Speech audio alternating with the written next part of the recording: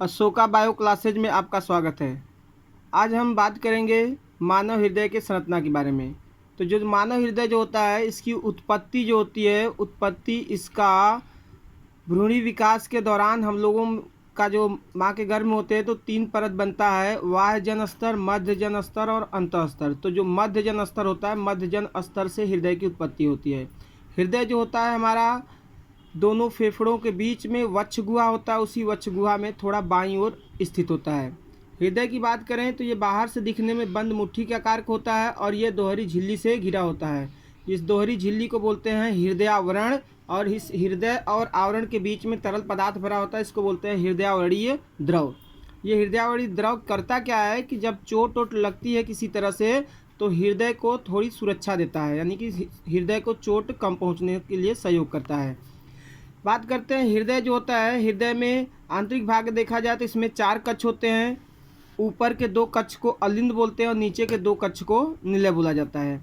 तो इस तरह से ऊपर 2 अलिंद और नीचे 2 निलय हो गए। और दाएं और बाएं भाग, तो जिस तरह से फिगर देख रहे हैं आप सामने से होते हैं तो फिगर जिस तरह से है उसके उल्टा, यानी ये इस साइड में आपका दायां हाथ होगा तो ये बायां समझिएगा, और ये बायां वाला हाथ बायां हाथ इधर होगा तो ये दायां समझिएगा। या ऐसे समझिए, जिस साइड में आपका दायां वाला भाग है हृदय का कौन सा अलिंद दिख रहा है, बायां वाला भाग है। और या तो फिर इसके सामने होंगे, यानी इस फेस टू फेस है तो उल्टा दिशा में दायां बायां मानते हैं, और यदि फिगर आपके सीध में है तो उसको मानते हैं आप सीध दिशा में। या ऐसे जो दिख रहा है, सीधी बात है, पढ़ेंगे तो ऐसे ही देखेंगे। तो ये जो दायां ये भाग जो होगा हम लोगों के अनुसार दायां है, लेकिन हृदय का कौन सा है, बायां वाला भाग। तो बाएं वाले 2 भाग को बायां अलिंद और बायां निलय बोलते हैं। ऊपर के 2 भाग अलिंद थे तो बाएं वाले भाग को बायां अलिंद और बायां निलय बोलते हैं। इसी तरह से दाएं वाले भाग को दायां अलिंद और दायां निलय कहते हैं, दायां अलिंद और दायां निलय। ये दायां अलिंद और दायां निलय जो होता है, दायां अलिंद और दायां निलय, इनके बीच में यहाँ पे जो ये ब्लड आने के लिए रास्ता है, इसको बोलते हैं त्रिवलयी कपाट, ट्राइकैप्सिड वाल्व। त्रिवलयी कपाट कहाँ पे होता है, दाएं अलिंद और दाएं निलय के बीच में। इसी तरह से बाएं अलिंद और बाएं निलय के बीच में होता है द्विवलयी कपाट, द्विवलयी कपाट। अब बात करते हैं शरीर के विभिन्न भागों से अशुद्ध रुधिर जो होता है हृदय में महाशिरा द्वारा जाता है। तो महाशिरा जो है जहाँ पे पहुँचता है, यानी कि दाएं अलिंद के जिस भाग पे जुड़ता है वहाँ पे एक छोटा सा गांठ होता है, इसको बोलते हैं SA नोड, या इसी को बोलते हैं आप शिरा अलिंद पर्व, SA नोड। यही SA नोड क्या होता है, गति उत्प्रेरक का काम करता है, यानी संकुचन शुरू, उस हृदय में संकुचन यहीं से शुरू होता है।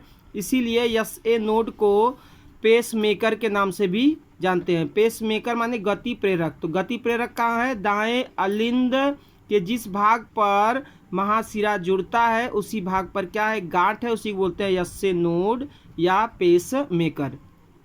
इसी तरह से ये जो हृदय है, हृदय के दाएं निलय पर, दाएं निलय से एक रुधिर वाहिनी निकल कर जाती है फेफड़े में। तो ये रुधिर वाहिनी जो फेफड़े में जाती है उसको बोलते हैं पल्मोनरी धमनी या फुफ्फुस धमनी, पल्मोनरी धमनी या फुफ्फुस धमनी।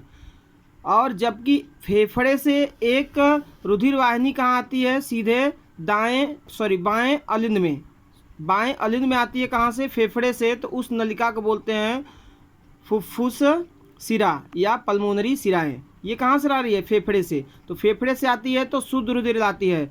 तो एक ऑब्जेक्टिव बनता है कि सब रुधिर जो जितने भी सिराएं हैं सभी सिराओं में अशुद्ध रुधिर बहता है, लेकिन फुफ्फुस सिरा में शुद्ध रुधिर। इसी तरह से सभी धमनियों में शुद्ध रुधिर बहता है, लेकिन फुफ्फुस धमनी या जिसको पल्मोनरी धमनी बोलते हैं उसमें कैसा रुधिर बहता है, अशुद्ध रुधिर बहता है। इसमें अशुद्ध रुधिर और इसमें शुद्ध रुधिर।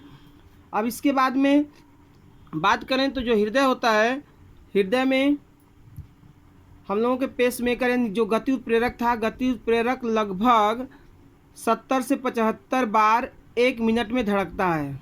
एक औसत लिया जाए तो औसतन 72 बार प्रति मिनट धड़कता है। तो यही स्पंदन कहलाता है, हृदय की स्पंदन कहलाता है।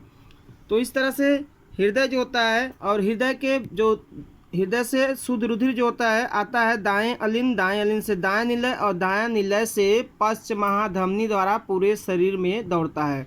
तो इस तरह से ये हमने देखा हृदय की संरचना।